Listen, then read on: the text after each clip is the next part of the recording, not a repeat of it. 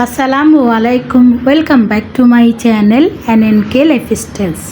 আশা করি আপনারা সবাই ভালো আছেন। আজকে আরেকটি নতুন ব্লগ নিয়ে চলে আসলাম আপনাদের মাঝে। তো শুরুতেই বাজার দিয়েই ব্লগটা স্টার্ট করে দিলাম। তো মা বাজার থেকে কি নিয়ে এসেছেন এগুলো আগে একটু শেয়ার করছি আপনাদের সাথে। অনেক দিন পরে কলমির শাক খাবো। কলমির শাক, তারপরে টুকটাক আর কি মাছও নিয়ে এসেছেন, লাউ, কাঁচামরিচ, এখানে কাঁচা আমও দেখতে পাচ্ছি। এর আগে কিন্তু আরও কাঁচা আম এনে আমের কুচা আচার করা হয়েছে চুলায় দিয়ে, ওগুলো আর শেয়ার করতে পারিনি। আম প্রতিদিনই আনে মা, আম ডাল রান্না করি, আমের আচার তৈরি করি, আমের ভর্তা তৈরি করে খাই, কিন্তু কিছুই শেয়ার করি না। গরম চলে এসেছে তো, কাঁচা আম দিয়ে অনেক কিছু করে খেলে ভালো লাগে। আর এই যে মাছ, আজকের মাছটা কিন্তু দেখে আমার খুব ভালো লাগলো। মাছ তো মা বড় মাছ নিয়ে আসলে মাছটা কেটেই আর কি নিয়ে আসেন। আর এটা ছিল রুই মাছ, বেশ বড় ছিল, পেটিগুলো আলাদা করে আর চাক পিসগুলো, তারপরে মাথা, লেন্স সব কিছুই সুন্দর করে কেটে দিয়েছে। মাছের বাজার থেকে আর কি কেটে নিয়ে এসেছেন। তো সুন্দর করে মাছগুলো ধুয়ে নিলাম। আর যেহেতু এখানে অনেকগুলো মাছ, অতগুলো তো আর রান্না করব না, তো মাছগুলো যেহেতু ফ্রেশ ছিল, তো আজকে মাছ ভুনাই করব, সবজি দিয়ে রান্না করছি না। তো অল্প মাছ নিলাম, কিছু পিস, কিছু পেটি, এগুলো নিয়ে মাছগুলো ভেজে নিচ্ছি। আর চুলায় এখন তো আগুন কমই থাকে, আঁচ তেমন একটা থাকে না। তো ভাত আমি বসিয়ে দিয়েছিলাম আগেই, কারণ ভাত হতে অনেক সময় লাগে। তো ভাত হয়ে গিয়েছে, ভাতের ঠিকা দিয়ে দিয়েছি। আর এই ফাঁকে আমি পেঁয়াজ কেটে নিলাম, সেই সাথে মাছগুলো ভেজে নিচ্ছি। আর শাক যেহেতু রান্না করব, কলমি শাক কাটা বাছার ব্যাপার আছে, আজকে কিন্তু আমাকেই সব কিছু করতে হচ্ছে। শাক যদি কেউ বেছে দেয় তাহলে দেখা যায় যে আমি অন্যান্য কাজগুলো দ্রুত করতে পারি।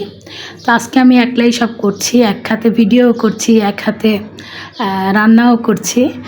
তো কেন জানি এখন মনে হয় যে আমার অভ্যাস হয়ে গেছে ভিডিও করতে করতে, বিরক্ত লাগে। তারপরেও মোবাইলটা হাতে নিয়ে ভিডিও করি, ভাবি যে আজকে ব্লগে দেখাতে পারবো কি বাজার নিয়ে এসেছেন, কি রান্না করেছি। আর ভিডিও না থাকলে তো কিছুই শেয়ার করতে পারবো না। তো এই যে ভাতের ঠিকা দিয়ে দিলাম। এই ভাত বসিয়ে কিন্তু অনেক কাজ করা যায়, আবার ভাতের ঠিকা দিয়েও কিন্তু অনেক কাজ করা যায়। তো যাই হোক, মাছ ভেজে কিন্তু আমি মাশাল্লাহ দেখেন মাছ ভুনাটা করে ফেলেছি। আর দেখতে যেমন সুন্দর হয়েছে, খেতেও আলহামদুলিল্লাহ ফ্রেশ ছিল। মাছটা ভেজে ভুনা করেছি, খেতেও খুব মজা লেগেছিল। আর খাওয়ার পরেই তো ভয়েস দিচ্ছি, সেই জন্য বলতে পারছি। তো যাই হোক, এখন কিন্তু কিছু আলু ভর্তা করতে বললেন মা, কারণ আমাদের বাসায় আলু সবাই পছন্দ করে, আর আলু ভর্তা হলে তো কোনো কথাই নেই। আর ডাল রান্না করিনি, ডালের আগে রান্না করেছি, ফ্রিজে আছে, ওগুলোই গরম করলে হয়ে যাবে। তো বেশ কিছু আলুই নিলাম, এখানে 2 বেলার জন্য ভর্তা করব। আলুগুলোকে পিস করে আর কি ধুয়ে খোসা সহ সিদ্ধ বসিয়ে দিলাম। আর ততক্ষণে আমি শাকগুলো কেটে নিব। তো আজকে কলমি শাক মসুর ডাল দিয়ে রান্না করব। মা বলেছেন একটা ছোট সাইজের আলুও কুচি করে দেওয়ার জন্য। আলু কুচি করে দিলে শাকের মধ্যে নাকি শাকটা রান্না করলে আর কি মজা লাগে। আমার তো কলমি শাক ডাল দিয়েও ভালো লাগে, আবার ভাজি করলেও ভালো লাগে। তো ভাজি করব না, আজকে মসুর ডাল দিয়ে রান্না করছি।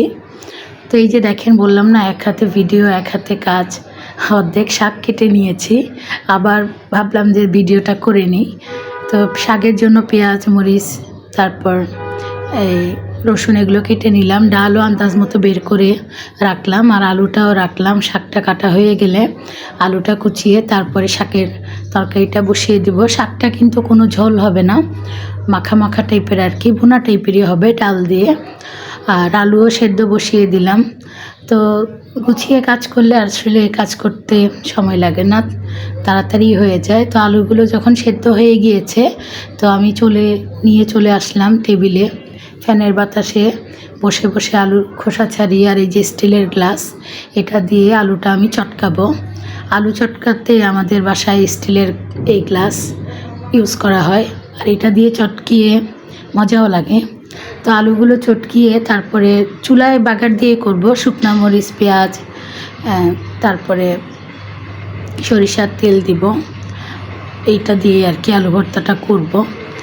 তো আমার এই আজকের ভিডিওটি দেখে যদি আপনাদের ভালো লেগে থাকে তাহলে অবশ্যই লাইক দিবেন, কমেন্টস করবেন।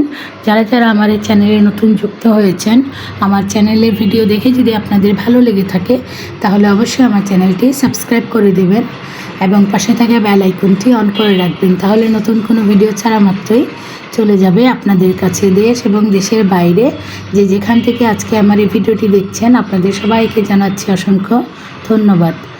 তো প্রচুর কিন্তু গরম পড়েছে, কি বলবো, গরমের জ্বালায় অস্থির। আর রান্নার ফাঁকে ফাঁকে কিন্তু আমি লেবুর পানি খাচ্ছিলাম, আর ইচ্ছেও করছিল না যে ভিডিও করি। ভিডিও করলে ভালোই হতো, আপনাদের সাথে শেয়ার করতে পারতাম। তো লেবু কেটে রেখে দিই ফ্রিজে। মা ইদানিং 2-3টা লেবু এনে রেখেছেন, এগুলোকে পিস করে ফ্রিজে রেখে দিয়েছি। যখন ইচ্ছে হয় গরম লাগে লেবু পানি খেয়ে নিই হালকা একটু চিনি আর লবণ দিয়ে।